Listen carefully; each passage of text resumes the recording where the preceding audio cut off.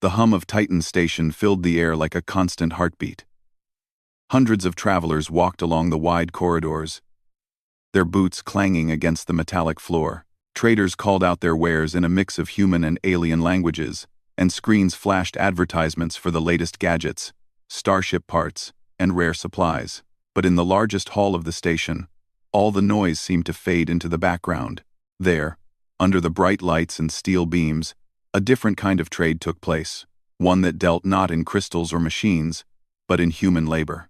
Lyra clutched her small baby to her chest, trying to keep him calm as she walked among the rows of people waiting for the auction to begin. Her son, barely 6 months old, nuzzled against her shoulder, his tiny hands curling around the folds of her tunic. She had no idea how she had ended up here, standing in a hall filled with strangers who saw her as nothing more than a commodity. Her life had once been simple.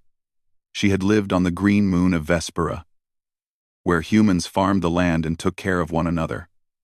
She had known joy in the small things, the laughter of neighbors, the smell of fresh bread, the warm nights under twin moons. But a series of bad decisions, accidents, and the wrong people in the wrong places had brought her to this station, a place that did not care about kindness or humanity. Lyra's eyes wandered over the crowd. Some looked bored, some curious, some excited at the thought of a bargain. Many wore strange gadgets, helmets, and gloves that hinted at their alien origin. A few human faces were among them, traders, smugglers, or perhaps desperate souls like her, looking for work. Her stomach twisted with fear and shame. The thought of her child being taken from her was unbearable. The auctioneer's voice boomed through the hall. "Next lot." He pointed at Lyra. A young laborer, mother to an infant. Healthy, strong, obedient. He did not pause for her opinion. He did not ask if she wanted this. She felt the cold grip of helplessness tighten around her chest. Lyra's heart raced. She clutched her baby tighter, whispering softly, "It's okay, my love. Mama's here. Mama's not leaving you." Her words were a thin shield against the fear she could not hide. She looked around, hoping for a sign that anyone would intervene. That's when she saw him. A man stood at the back of the hall, tall and broad-shouldered, his presence commanding attention without a word. His skin was weathered, and his dark hair fell in rough waves, framing a face marked by both kindness and strength. His eyes, a deep shade of amber, scanned the room with sharp intelligence. He wore practical clothing, nothing flashy, nothing meant to impress, but everything about him spoke of capability. He was a mountain of a man, but his gaze softened when it fell on her and her child. Lyra could not understand why her heart skipped a beat at the sight of this stranger. Perhaps it was hope. Perhaps it was intuition. She did not know, but she felt a flicker of relief in a place that had given her none. The auctioneer raised his hammer. "Who will take this lot? Any bids?" The hall remained silent for a moment. Then, a voice rumbled from the back. "I will take them both." All eyes turned to the man. Murmurs spread through the crowd. Who is he? A colonist from the outer ring? No one dares bid that much. The auctioneer's brow lifted. "You are certain?" he asked, suspicion in his tone. The man stepped forward, his voice calm but firm. "A mother is never torn apart from her child. I will take them both, and I will care for them." Lyra could hardly breathe. Her baby squirmed against her chest, and she whispered to him, "Did you hear that? Mama's not alone anymore." She could feel her tears coming but blinked them back, afraid of losing control in front of the crowd. The auctioneer nodded slowly, sensing the resolve in the man's eyes. "Very well. They are yours." He tapped the hammer, and the hall buzzed with astonishment. People whispered, eyes wide, some shaking their heads in disbelief. The man approached Lyra slowly, keeping his distance respectful. "I am Corvin," he said, bowing slightly. "I will take you both to safety. You have nothing to fear from me." Lyra nodded, unable to speak. She felt like she was drifting in a dream, a dangerous, hopeful dream. She looked down at her baby, who had stopped fussing and seemed to sense the change in the air. Thank you, she finally whispered. Corvin gestured toward the exit, and a small crew of assistants moved to help them. Lyra followed, holding her child tightly. She glanced back at the auction hall one last time, feeling a mix of disbelief and relief. People stared, muttering under their breath. But none of it mattered. What mattered was that she and her child would not be separated. As they walked through the bustling corridors of Titan Station, Corvin spoke quietly. The station is not safe for you, and you have endured enough. My ship is prepared, and we will leave immediately. You do not need to understand everything now. Just trust that you are not alone. Lyra nodded again, still overwhelmed. She had spent so long feeling powerless, and for the first time in weeks, she felt the strange, unfamiliar warmth of hope. Her baby cooed in her arms, stretching his tiny fingers toward Corvin, as if recognizing the protector who had rescued them. Corvin smiled faintly, a rare softness crossing his rugged features. He is strong, like you. Together, we will make sure he grows up safe. The corridors of Titan Station seemed endless as they walked toward the docking bay. Ships of all sizes and shapes rested there, some loading cargo, others preparing for departure. Corvin led them to a sleek, silver vessel at the edge of the bay, its engines humming with quiet power. This is home for now, Corvin said, opening the door. Inside, the cabin was warm and welcoming. Unlike the cold metallic corridors of the station, he had prepared a small crib, blankets, and supplies for the journey. Lyra felt tears prick her eyes again. She knelt beside the crib, gently placing her baby inside and tucking him under the soft blanket. You are safe, she whispered. She looked up at Corvin. I don't know how to thank you. Corvin shrugged, his expression simple and honest. No thanks needed. You both deserve to be together. That is all that matters. For the first time in what felt like forever, Lyra allowed herself to breathe freely. The noise of the station faded behind them, replaced by the gentle hum of the ship's engines and the soft cooing of her child. She leaned back, exhausted but unafraid, and realized that perhaps this mountain man and his strange, distant colony could be the start of a new life. As the ship lifted off from Titan Station, Lyra held her baby close, feeling the warmth of Corvin's presence nearby. She whispered to the child, "We are safe now. Mama's not alone, and neither are you." Corvin stood by the cockpit, hands on the controls, eyes scanning the stars ahead. For him, this was more than a rescue, it was a promise that humanity, even in the cold expanse of space, could act with kindness, courage, and integrity. And as the station grew smaller in the distance, Lyra felt a spark of hope she had not felt in a long time. Somewhere out there, among the stars, a new chapter awaited them both. The silver ship hummed quietly as it left the bright lights of Titan Station behind. Stars stretched endlessly ahead, scattered across the black canvas of space like sparkling diamonds. Lyra held her baby close, feeling his tiny heart beat against hers. She had never seen so many stars. And for a moment, the vast emptiness scared her. But beside her, Corvin remained steady, a solid presence that made her feel safe. The cabin was warm and inviting. Corvin had prepared simple meals, soft blankets, and a small area for the baby to crawl and play. Lyra watched as her child's curious eyes followed the glowing panels and buttons on the ship. He gurgled happily, reaching for a dangling mobile Corvin had carefully attached. For the first time in weeks, Lyra felt a genuine smile form on her face. Corvin moved around the ship with practiced ease. He checked the engine readings, adjusted the navigation controls, and monitored the life support systems. Lyra admired his skill. He seemed to know the ship as if it were an extension of himself. Every part familiar, every function understood. "How long have you been traveling through space?" she asked softly. "Since I was a boy," he replied, not looking up. "I learned early that the stars are full of dangers, but also full of opportunities. You just have to know how to move through them." Lyra nodded, unsure how to respond. She had lived a quiet life on Vespera before all this. never thinking about navigation or star charts. And yet, here she was, flying through space with a stranger who had saved her life.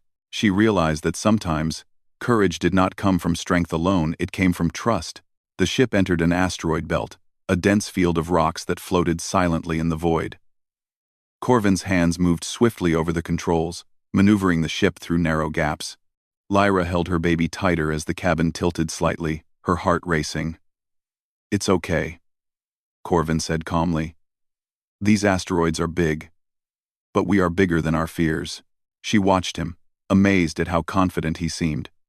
His movements were deliberate, careful, yet effortless. Even when a large rock passed dangerously close to the ship, Corvin adjusted the engines, and they glided through the gap without harm. Lyra realized she had never seen such skill in anyone before. She whispered to her baby, "See? Mama told you he's strong and smart." For hours, they traveled in silence. Lyra took the opportunity to observe Corvin more closely. There was a quiet intensity in his amber eyes, a sharpness that hinted at years of experience and survival. Yet, there was also kindness. A softness that appeared when he looked at her or the child.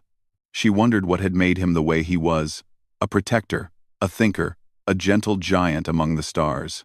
Eventually, Corvin broke the silence.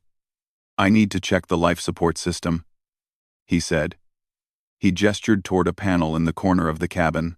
"Sometimes it falters in high radiation zones. It's nothing to worry about, but I like to be thorough." Lyra followed him as he opened the panel. Wires, lights, and small blinking devices filled the space inside. Corvin's hands moved confidently, adjusting settings and replacing worn components. Lyra felt a surge of admiration. She realized that being human was not just about physical strength or survival, it was about intelligence, resourcefulness, and the ability to solve problems.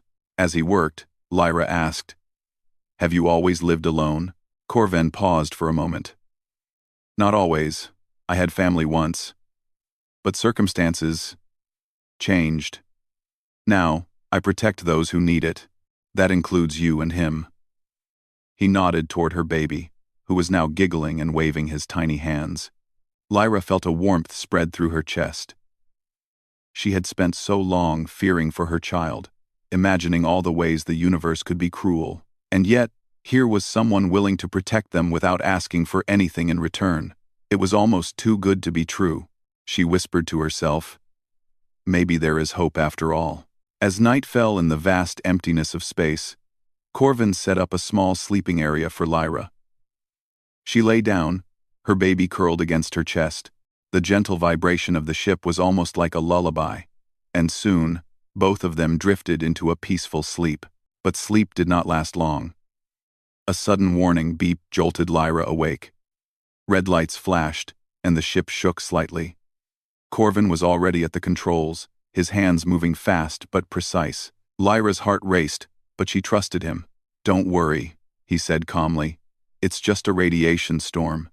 The shields are holding, but we need to adjust our course slightly." Lyra watched, amazed, as Corvin manipulated the ship's controls with skill and patience. The shaking grew stronger, and small objects slid across the floor, but he remained composed. "You see," he said, glancing at her briefly, "humans are good at adapting. We find solutions, even when it seems impossible." She nodded, her fear slowly turning into awe. She realized that this was part of what it meant to be human. Not just surviving, but thinking, planning, and caring for others. Corvin's calmness and cleverness were the embodiment of this truth. Hours passed, and the storm subsided. The red lights faded, replaced by the soft glow of the ship's interior. Lyra sat with her baby in her lap, grateful that they had made it through without harm. "Thank you," she whispered, "for keeping us safe." Corvin shrugged modestly. "You don't need to thank me. It's what anyone should do. Protect those who cannot protect themselves." Lyra thought about this as she looked out the window. Stars stretched endlessly, silent witnesses to their journey. She felt a strange mix of fear and wonder. The universe was vast, full of unknowns, Yet she had found someone she could trust. Perhaps that was all that mattered.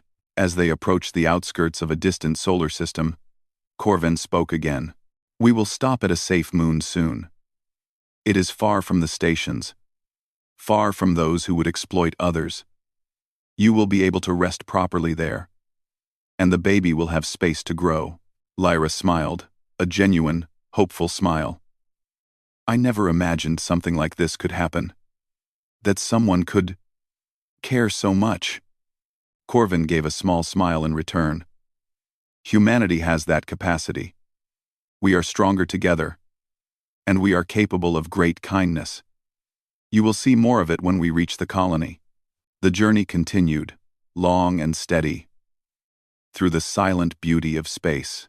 Lyra spent her time tending to her baby, marveling at the stars, and learning from Corvin about the basics of starship travel. Every lesson was simple, practical, and infused with care. She realized that knowledge, ingenuity, and compassion were just as important as strength.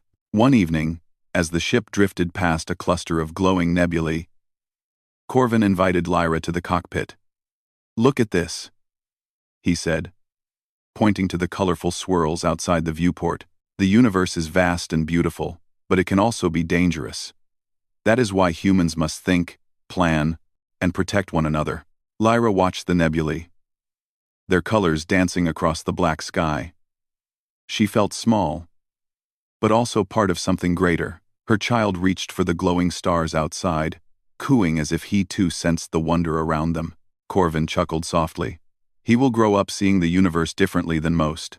He will understand that danger exists, but so does hope, kindness, and intelligence. That is the human way." Lyra felt tears prick her eyes, but she blinked them back. She knew that despite everything, they were moving toward a new life. A life where she and her baby could grow, learn, and be safe. And for the first time in a long time, she truly believed it. The ship continued its journey, slicing through the silent void, carrying 2 fragile lives and 1 strong protector across the endless stars. And as Lyra held her baby close, she whispered softly, "We are safe, and we will be okay. I believe that now." Corvin watched them quietly, a sense of quiet pride in his chest. This journey was more than travel, it was a promise. A promise that humanity could shine, even in the cold, dark corners of space. And that promise, he knew, would guide them to the hidden colony that awaited. The ship descended slowly toward the surface of the moon. Unlike Titan Station, this moon was alive with colors and sounds. Lush green forests stretched as far as Lyra could see. Crystalline rivers sparkled in the sunlight, winding their way through valleys and hills. Strange, but beautiful, creatures peeked from behind trees, curious yet unafraid. The air was crisp and sweet, carrying the scent of flowers and fresh water. Lyra held her baby close, unable to hide the awe in her eyes. "It's beautiful," she whispered, her voice trembling slightly. Her baby gurgled in response, reaching out toward the window. It was the first time she felt that sense of peace she had only dreamed of. Corvin guided the ship to a clearing near a cluster of domed structures, built from smooth, silver materials that reflected the sunlight. Vines and flowers grew along the edges, and small solar panels glinted on the roofs. Steam rose from vents, but it smelled clean, like hot springs on Vespera. It was clearly a place of life, care, and balance. "This is home," Corvin said simply. "The colony has been here for decades. It is far from the stations, far from the people who would exploit others. Here, humans and friendly aliens work together to live in harmony. You will be safe." Lyra stepped out of the ship, her baby cradled in her arms. The ground felt soft beneath her boots, and the gentle hum of the environment filled her with calm. For the first time in weeks, she felt like she could breathe freely. Her eyes wandered over the colony. People moved about, tending gardens, carrying supplies, and talking quietly. There were both humans and aliens, all working side by side, smiling, laughing, and helping one another. A small group approached her and Corvin. One of them, a human woman with short brown hair and bright green eyes, held out her hand. "Welcome," she said warmly. "I'm Mara, part of the colony council. You must be Lyra, and this little one is?" "This is Eli," Lyra said softly, looking down at her baby. "Thank you for letting us come here," Mara smiled. "You don't need to thank us. Corvin already told us. He wouldn't bring you here if he didn't believe you would be safe and welcome. Come, we will show you where you can stay." Corvin led them to a small dome near the edge of the colony. Inside, there were 2 rooms, one for Lyra and one for her baby. Everything was simple but comfortable. Soft mats covered the floors, a small bed rested against the wall, and there were shelves with books and supplies. A crib had been set up near the window, where Eli could see the gardens outside. Lyra knelt by the crib, gently placing Eli inside.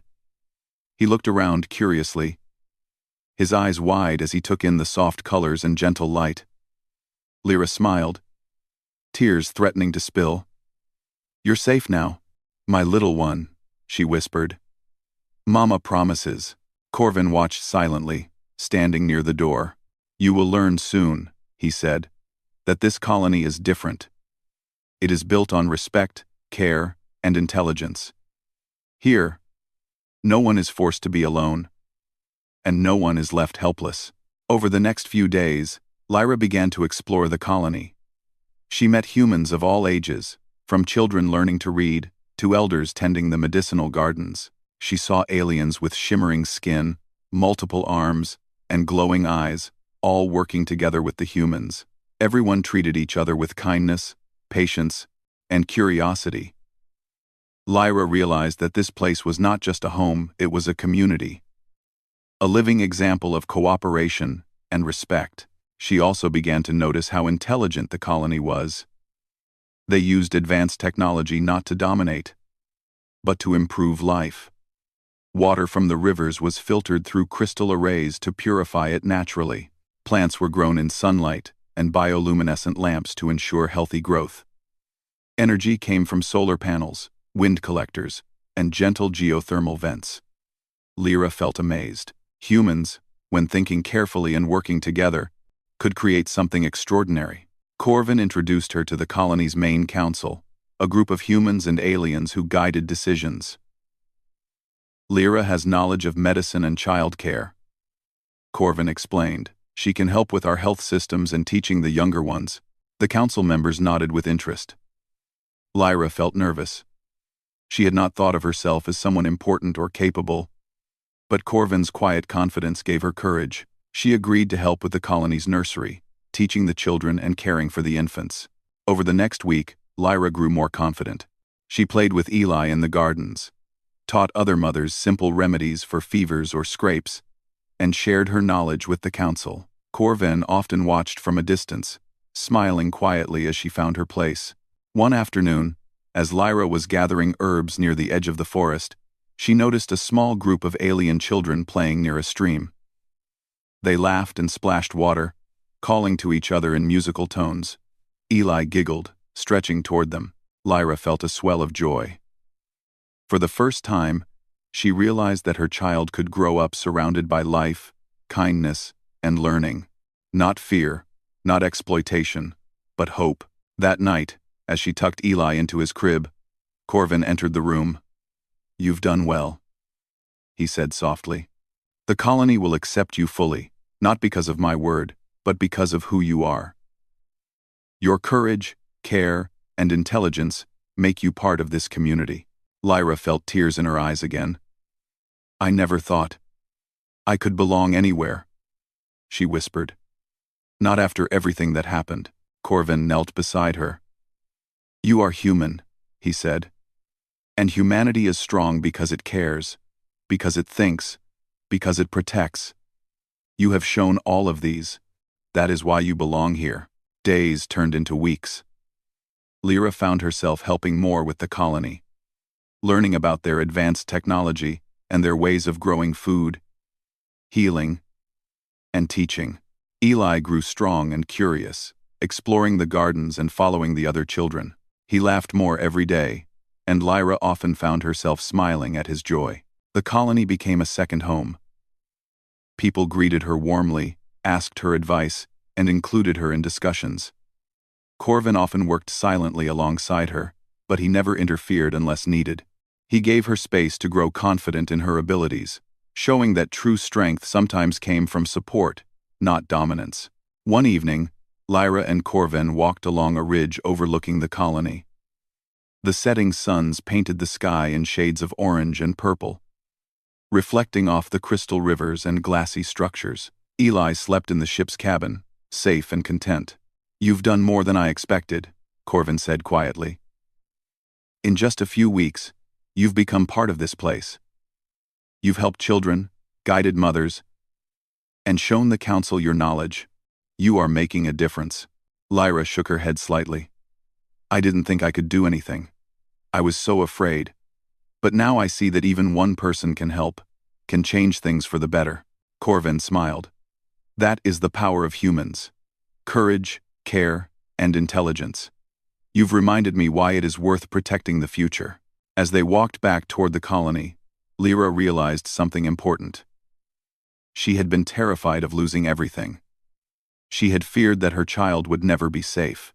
But now, surrounded by a community that valued life and kindness, she understood that humans could not only survive, they could thrive, and they could inspire others to do the same. The stars above twinkled as if in agreement, and Lyra felt a sense of peace she had never known. For the first time, she truly believed that a new life was possible for herself, for her child, and for the humans who worked together to create a better future among the stars. Corvin watched her quietly as they returned to the colony dome. In his mind, he knew that this journey had only begun. There would be challenges ahead, tests of humanity and creativity. But he also knew that Lyra and her child were strong. Together, they would face the universe with courage, wisdom, and care. And for Lyra, that knowledge was more precious than any stars in the sky. The colony thrived under the care of Corvin, Lyra, and the other residents. Gardens were lush, children laughed freely, and even the alien species that shared the moon seemed at ease. Yet, as beautiful and peaceful as the moon appeared, the universe beyond its atmosphere remained unpredictable. One morning, Corvin stood at the edge of the colony's lookout platform, scanning the horizon with a long-range viewer. The rising suns reflected off his rugged face, highlighting his focused expression. "There's something approaching," he said quietly, without turning to Lyra, who had joined him with Eli tucked in her arms. Lyra's heart tightened. What is it?" Corvin's eyes narrowed. "A fleet of scavenger ships. They are opportunists, looking for unguarded stations or colonies to exploit. They must have heard about this place." Lyra felt a shiver run through her. She thought of the auction, of Titan Station, and the helplessness she had felt. But now, in Corvin's presence, she felt a spark of confidence. "What can we do?" she asked. Corvin turned to her, his amber eyes calm but sharp. "We don't fight with brute force. The colony has strength in knowledge, technology, and ingenuity. We will protect ourselves the way humans have always survived, by thinking, adapting, and working together." He led Lyra to the command center, a large dome filled with holographic maps, control panels, and displays. Lyra marveled at the technology. She had seen Corvin handle the ship's controls, but this was different. This was a complex system linking sensors, energy grids, and environmental controls across the entire colony. "This is our advantage," Corvin explained. "These scavengers expect us to panic. They do not know how we work together, how we use our environment to solve problems." Lyra nodded, feeling a mix of fear and excitement. She realized that this challenge would test everything they had built, everything the colony represented, and somehow, she trusted that humans, with creativity and care, could rise to the occasion. Corvin and the council devised a plan. The goal was simple: make the colony appear uninhabited and protected, discouraging the scavengers from attempting any attack. Holographic decoys were deployed across the fields, projecting images of active security drones and armed guards. Mechanical drones hovered silently near the perimeter, their sensors scanning for movement. Lyra contributed her own ideas. "We can use the natural environment too," she said, pointing to the dense forests surrounding the colony. "If we create paths that confuse them or lead them away, they might think the area is dangerous or trapped." Corvin smiled. "Good thinking. Humans are strongest when they combine knowledge with observation." The colony worked through the night. Every resident had a role. Children hid behind rocks and trees, practicing signals and safety drills. Adults adjusted holograms, drones, and energy grids. Aliens contributed their unique senses and technologies to strengthen the defenses. Lyra felt a sense of unity she had never known. Every person, every creature, was working together to protect life, without causing harm to anyone. As the sun rose, the fleet appeared on the horizon. Dark silhouettes of ships moved slowly toward the colony, scanning for weakness. Lyra watched from the command dome, her baby in her arms, feeling the tension in the air. The scavengers' ships approached cautiously. Sensors picked up the holographic images of armed drones and motion-activated lights. Paths in the forest led nowhere, and mechanical sounds echoed from hidden locations. The fleet slowed, then began to hesitate. Their scanners could not detect any real activity. Corvin leaned forward, adjusting the controls. "Patience," he said. "Let them make the first move. They are cautious, but they will eventually turn away if they sense it is too risky." Lyra held her breath. The scavengers' ships hovered near the colony perimeter. They seemed confused, scanning the trees and fields for signs of life. Then, one by one, the holograms flickered, and some drones moved subtly to mislead the fleet. Lyra realized the scavengers were beginning to doubt their chances. Hours passed.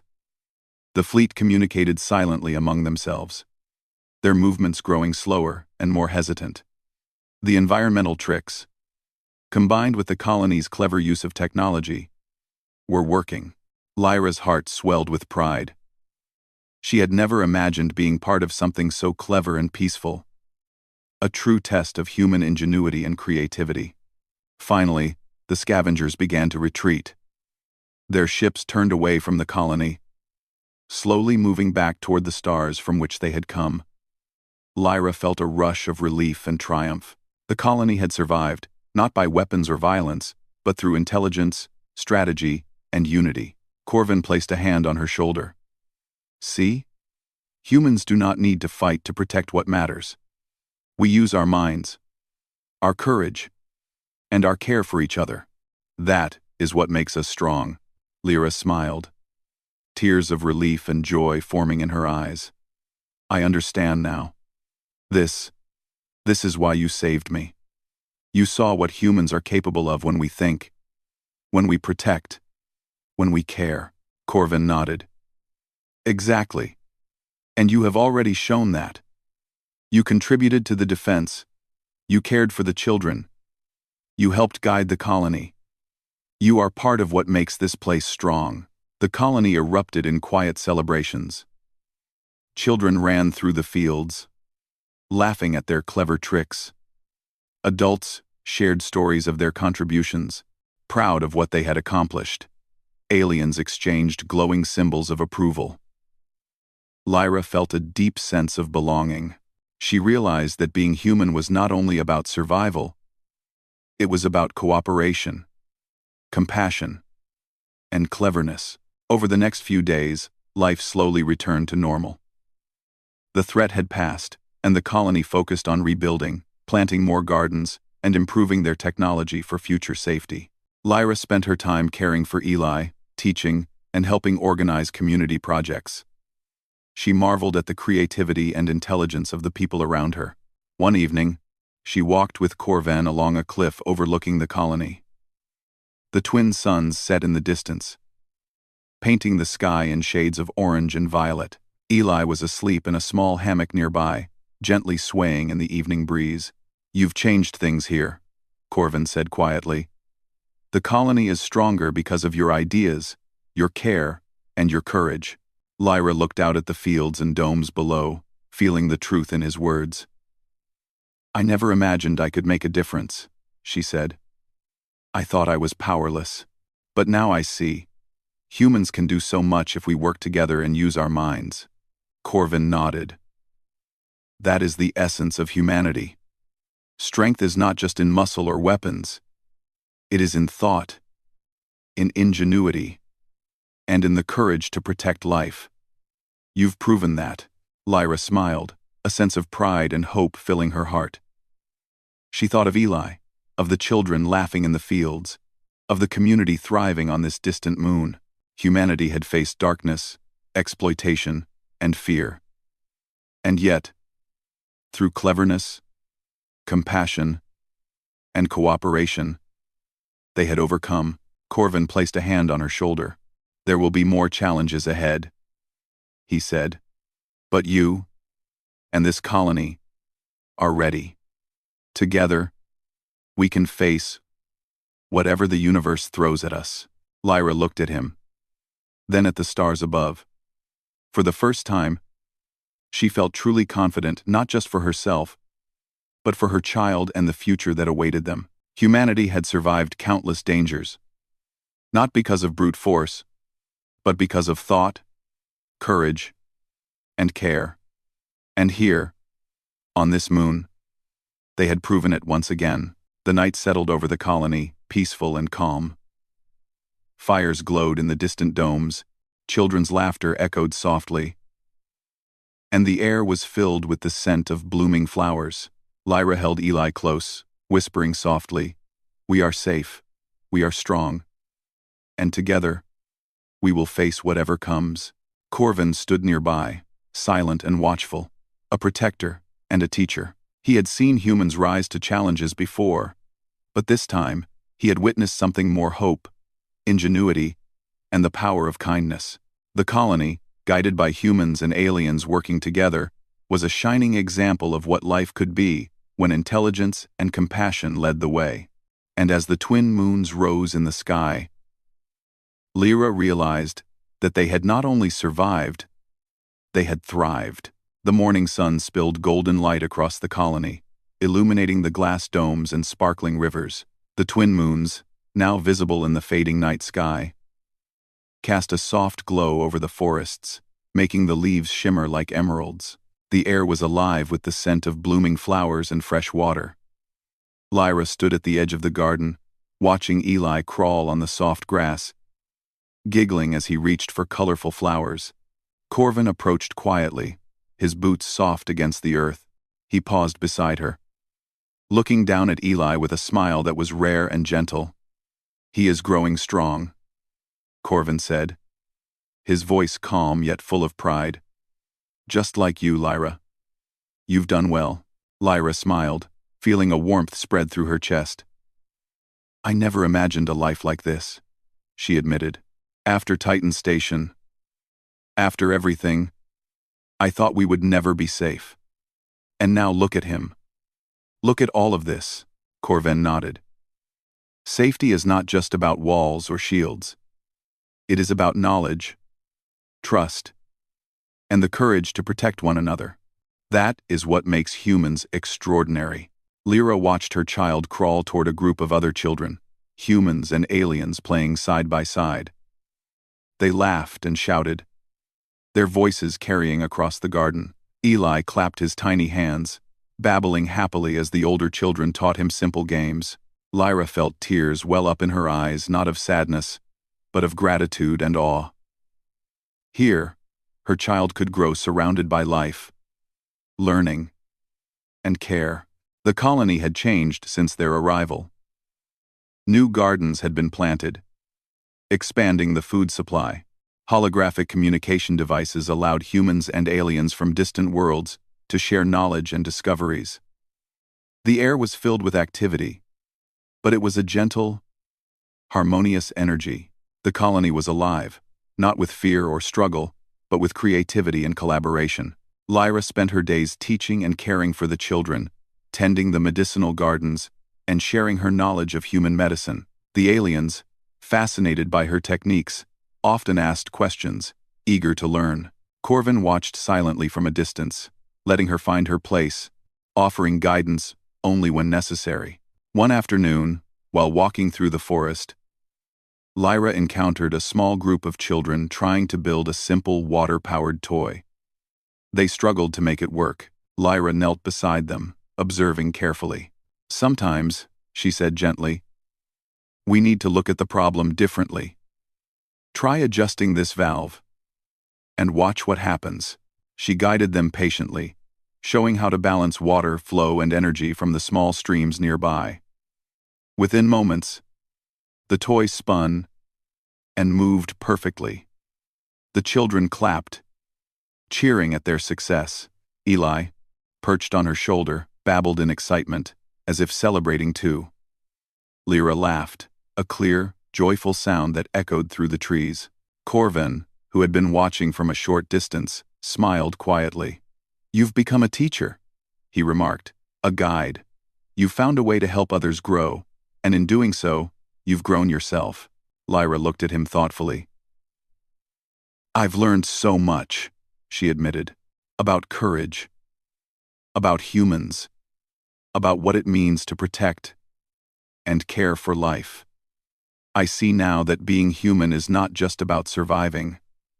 It's about thinking, creating, and helping one another." Corvin nodded. "Exactly, and you've shown all of that. That is why this colony thrives. Because humans and others working together, with intelligence and compassion, can create something lasting." Days turned into weeks, and the colony continued to flourish. Lyra noticed subtle changes in herself.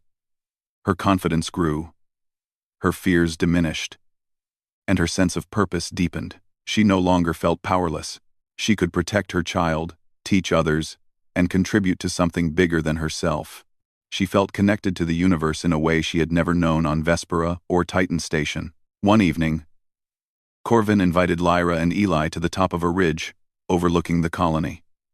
The sun was setting, painting the sky in brilliant shades of orange, pink, and violet. Eli babbled happily, reaching out to the glowing horizon. "Look at this," Corvin said, his voice soft. "The universe is vast. It can be dangerous, but it is also full of wonder. And humans, your people have a way of making the impossible possible. You survive, you create, you protect, and you inspire. You are remarkable." Lyra held Eli close, letting the warmth of his body remind her of why she had survived, why she had trusted Corvin, and why she had fought to keep her child safe. "I hope he grows up understanding that," she said quietly. "That life can be hard, but it is also beautiful, and that humans, when they care and think, can do incredible things." Corvin placed a hand on her shoulder. "He will know, and so will everyone who lives here. The colony is a living example of what humans are capable of when courage, compassion, and intelligence guide them." The next morning, the colony gathered in the central dome for a celebration. Lyra helped organize the event, teaching songs and games that children from different species could enjoy together. Eli crawled among the participants, waving at everyone, laughing, and learning from the older children. The dome was filled with light, laughter, and the sense of belonging. Corvin spoke quietly to the council members. "This colony has faced challenges, but each time, it has succeeded because of thought, cooperation, and care. Humanity has proven itself again. And with Lyra and her child here, our future is even brighter." Lyra listened from nearby, smiling as Eli babbled happily. She felt a deep sense of pride, not in herself alone, but in humanity. In all the people who had worked together to create something lasting and kind. She realized that strength was not just in arms or courage, but in care, intelligence, and persistence. As the suns dipped below the horizon, painting the sky in soft purples and golds, Lyra walked with Corvin back toward the edge of the colony. Eli toddled alongside her, laughing at the shadows of trees stretching across the grass. "Do you think we'll face more challenges?" Lyra asked, glancing up at the stars beginning to appear. Corvin smiled, his gaze steady and calm. "Of course. The universe is full of challenges, But humanity will always rise to meet them, not because we fight the hardest, but because we think, protect, and care. And now, you are part of that strength. Lyra looked down at Eli, her heart swelling with love and hope. I understand now, she said softly. We will face the universe together. And we will thrive. Corvin nodded. Yes, together. That night, as they watched the stars from the ridge, Lyra felt a sense of completeness she had never known.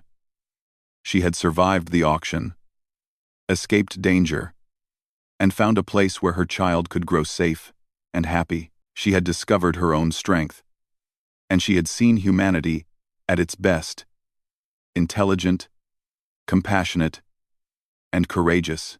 Eli fell asleep in her arms, dreaming under the soft glow of the twin moons. Lyra whispered to him, You are safe now, little one. Your life will be full of wonder and hope, and you will know that humans can do extraordinary things. Corvin watched them silently, proud and protective. He had seen many humans across countless worlds, but Lyra and her child reminded him why he had devoted his life to protecting life. They represented the best of humanity. Courage, intelligence, kindness, and an unyielding hope for the future. The colony settled into the night, peaceful and thriving. The air was filled with the sounds of gentle laughter, rustling leaves, and the soft hum of life working in harmony. Lyra held Eli close, feeling the warmth of the moon, the stars, and the people around her. She knew that their story was only beginning. And as the first light of dawn touched the domes and rivers, Lyra whispered softly, We are home, and we will grow. Together. In this universe filled with wonder, the stars above twinkled silently, as if in agreement. Humanity had survived, not through violence, but through intelligence, care, and courage.